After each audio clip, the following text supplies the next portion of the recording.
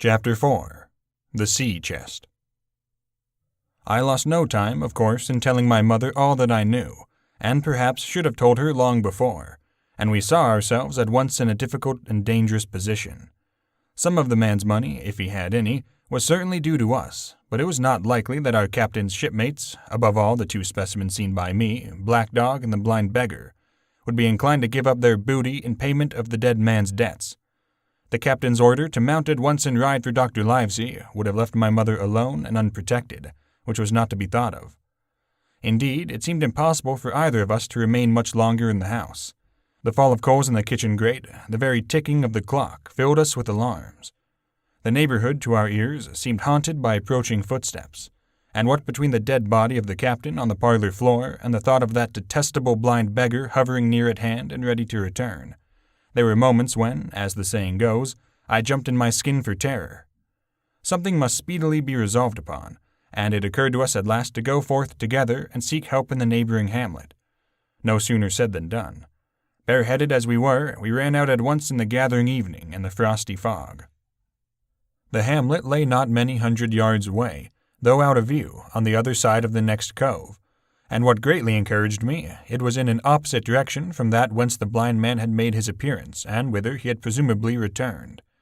We were not many minutes on the road, though we sometimes stopped to lay hold of each other and hearken, but there was no unusual sound, nothing but the low wash of the ripple and the croaking of the inmates of the wood. It was already candlelight when we reached the hamlet, and I shall never forget how much I was cheered to see the yellow shine in doors and windows, but that, as it proved, was the best of the help we were likely to get in that quarter. For you would have thought men would have been ashamed of themselves. No soul would consent to return with us to the Admiral Benbow. The more we told of our troubles, the more, man, woman, and child, they clung to the shelter of their houses. The name of Captain Flint, though it was strange to me, was well enough known to some there and carried a great weight of terror. Some of the men who had been to field work on the far side of the Admiral Benbow remembered, besides, to have seen several strangers on the road, and taking them to be smugglers, to have bolted away. And one at least had seen a little lugger in what we called Kit's Hole. For that matter, anyone who was a comrade of the captain's was enough to frighten them to death.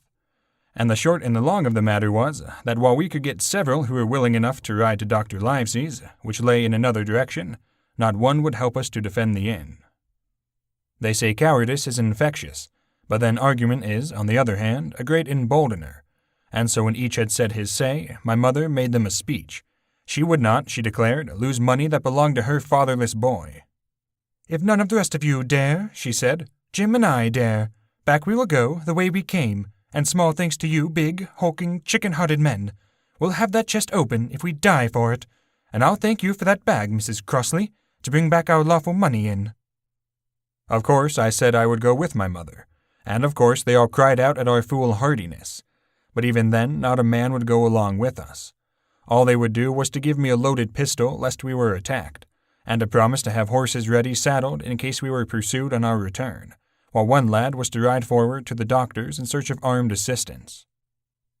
My heart was beating finely when we two set forth in the cold night upon this dangerous venture.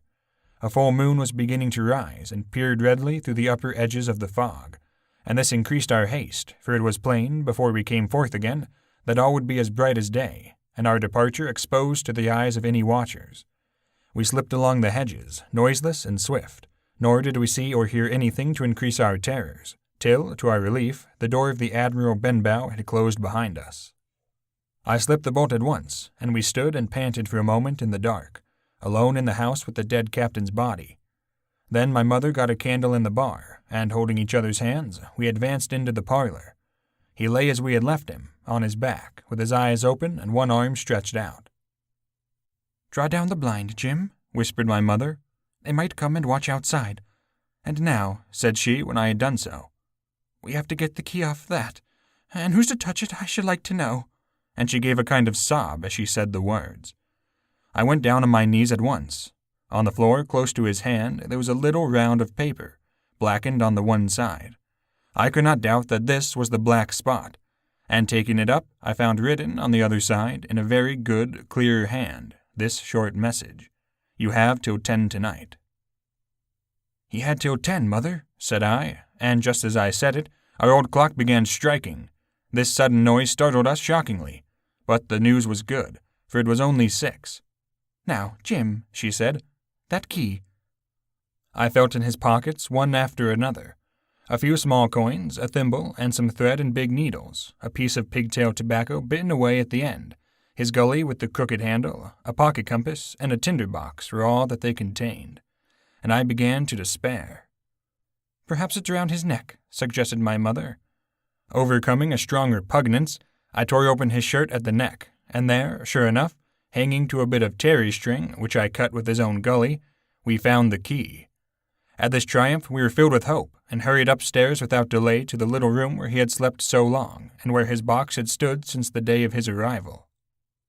It was like any other seaman's chest on the outside, the initial B burned on the top of it with a hot iron, and the corners somewhat smashed and broken as by long, rough usage. "Give me the key," said my mother, and though the lock was very stiff, she had turned it and thrown back the lid in a twinkling. A strong smell of tobacco and tar rose from the interior, but nothing was to be seen on the top except a suit of very good clothes, carefully brushed and folded. They had never been worn, my mother said. Under that, the miscellany began.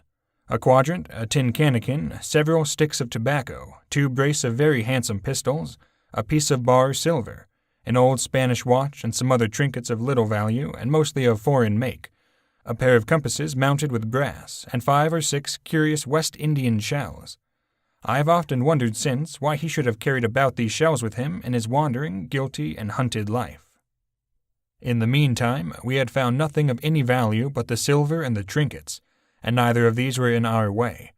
Underneath there was an old boat cloak, whitened with sea salt on many a harbor bar.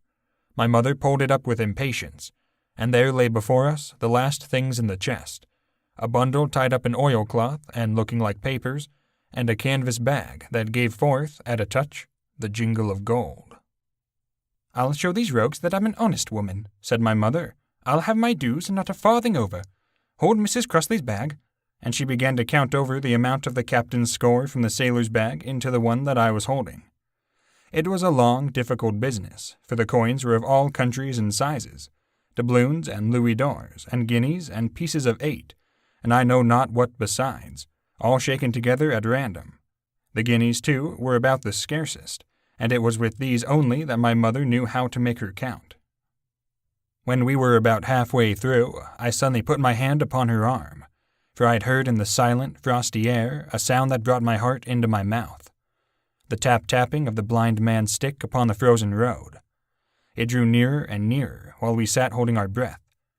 Then it struck sharp on the inn door, and then we could hear the handle being turned and the bolt rattling as the wretched being tried to enter, and then there was a long time of silence both within and without. At last the tapping recommenced, and, to our indescribable joy and gratitude, died slowly away again until it ceased to be heard. "Mother," said I, "take the whole and let's be going," for I was sure the bolted door must have seemed suspicious, and would bring the whole hornet's nest about our ears, though how thankful I was that I had bolted it, none could tell who had never met that terrible blind man. But my mother, frightened as she was, would not consent to take a fraction more than was due to her, and was absolutely unwilling to be content with less. It was not even 7, she said, by a long way. She knew her rights, and she would have them. And she was still arguing with me when a little low whistle sounded a good way off upon the hill. That was enough, and more than enough, for both of us. "I'll take what I have," she said, jumping to her feet. "And I'll take this to square the count," said I, picking up the oilskin packet. Next moment we were both groping downstairs, leaving the candle by the empty chest, and the next we had opened the door and were in full retreat. We had not started a moment too soon. The fog was rapidly dispersing. Already the moon shone quite clear on the high ground and on either side, and it was only in the exact bottom of the dell and round the tavern door that a thin veil still hung unbroken to conceal the first steps of our escape. Far less than halfway to the hamlet, very little beyond the bottom of the hill, we must have come forth into the moonlight.